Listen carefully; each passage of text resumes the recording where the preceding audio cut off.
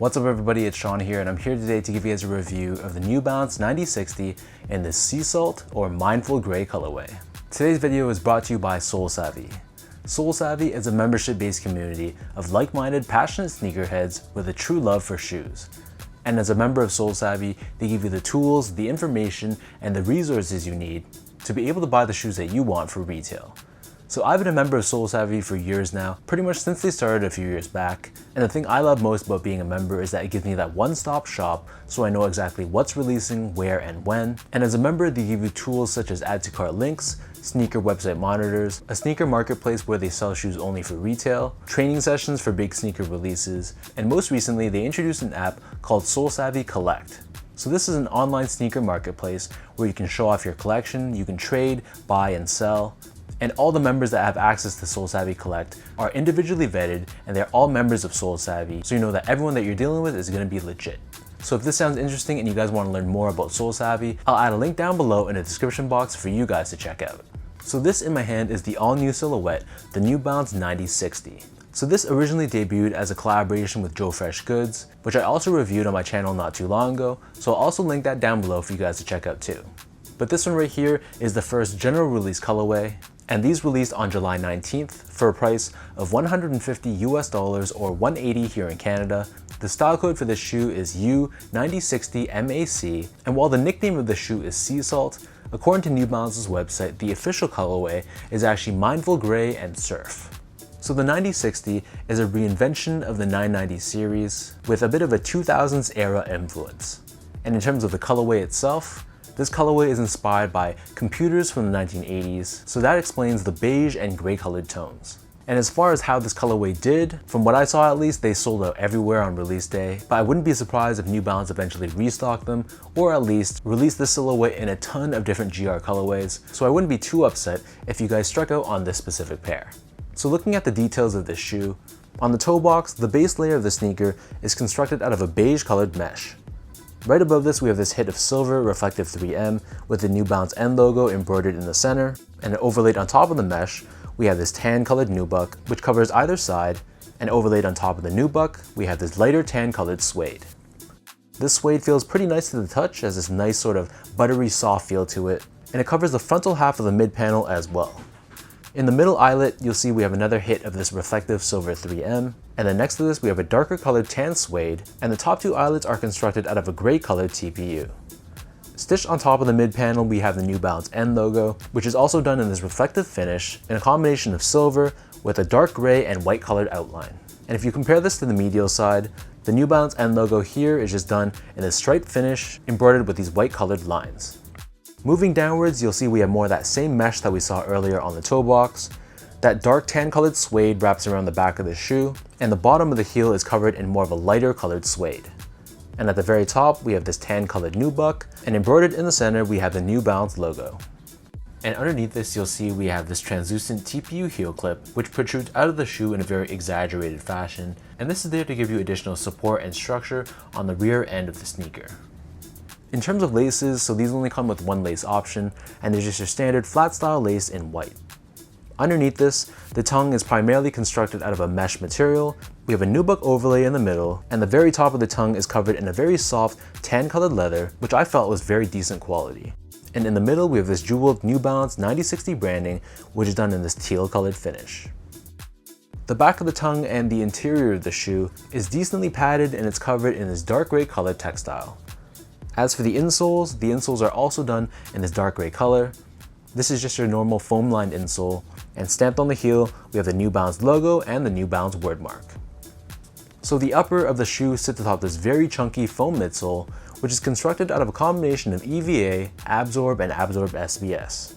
So the frontal half of the midsole is painted in this light cream or sail color, whereas the back half is painted in more of a darker cream finish.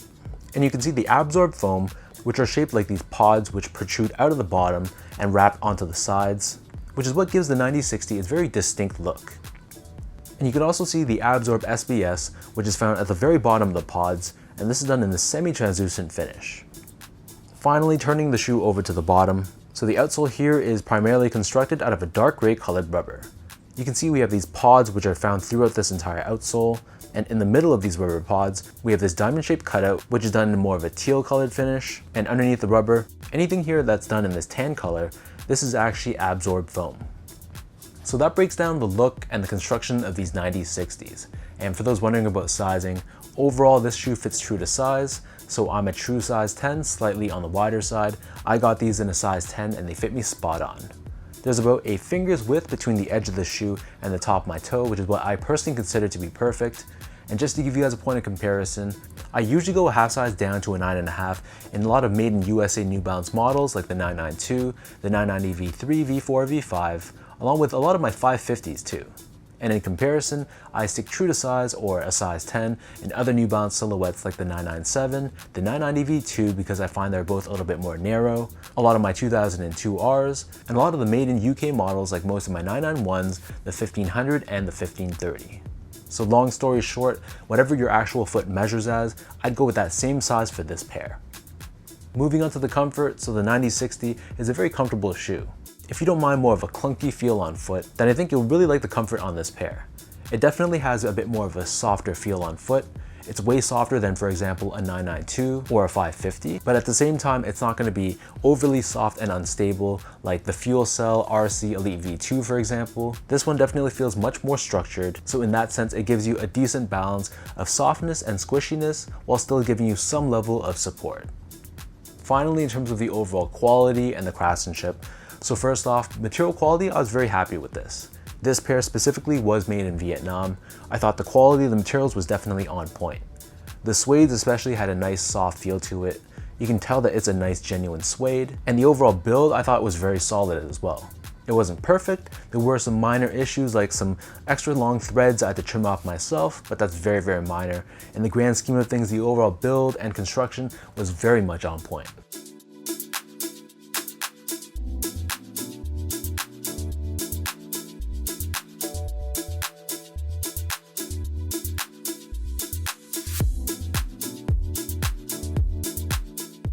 So with all that out of the way now, let me lace these up and I'll show you guys how these look.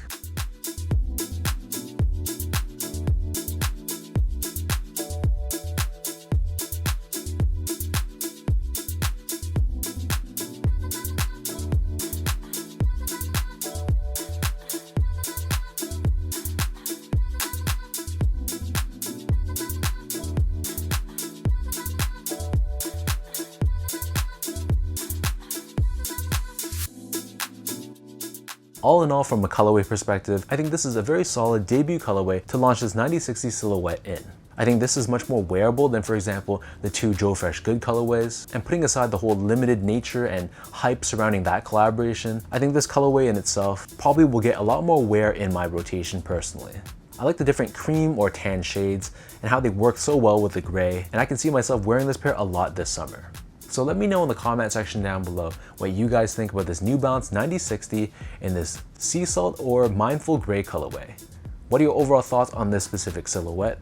Is this something you think you could pull off? Are you not a fan of the whole chunky look? Either way, let me know down below what you think. If you guys like this video, be sure to like, comment, and subscribe to my channel if you haven't yet. You can follow me on Instagram at esco8, check me out on Twitter at sean.go, and visit my website at seango.ca. So until next time, thank you guys so much for watching. Another shout out goes out to SoleSavy. So once again, if you guys are interested to learn more, check the link down below for more information. So hopefully everyone liked this video, hopefully it helped you in some way, and I'll catch you guys all in my next review.